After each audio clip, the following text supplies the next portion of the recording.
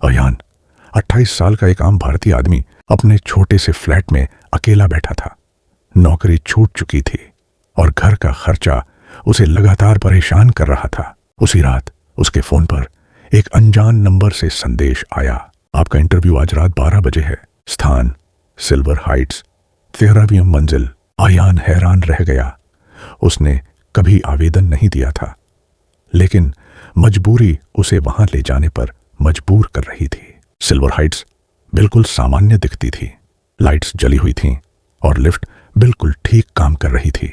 Lift के button पर 13 लिखा हुआ था। जैसे ही अयान 13वीं मंजिल पर पहुंचा, उसने देखा कि ऑफिस में कुछ कर्मचारी काम कर रहे थे।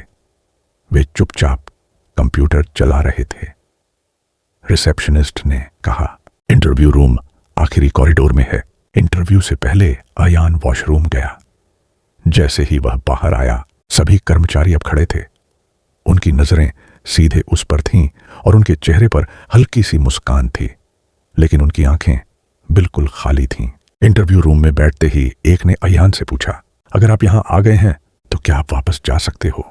कमरे का तापमान अचानक ठंडा हो गया। अयान की नजर नोटिस बोर्ड पर पड़ी। उसमें लिखा था, 13वीं मंजिल, रात का भर्ती कार्यक्रम। उम्मीदवारों को केवल रात में बुलाया जाता है। तभी लाइट्स बंद हो गईं और इमरजेंसी लाइट जली।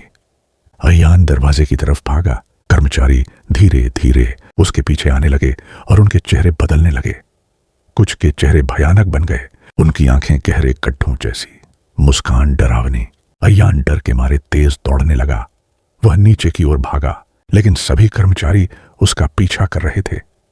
जब वह बिल्डिंग से बाहर आया तो सड़क पर तेज रफ्तार एक कार आ रही थी।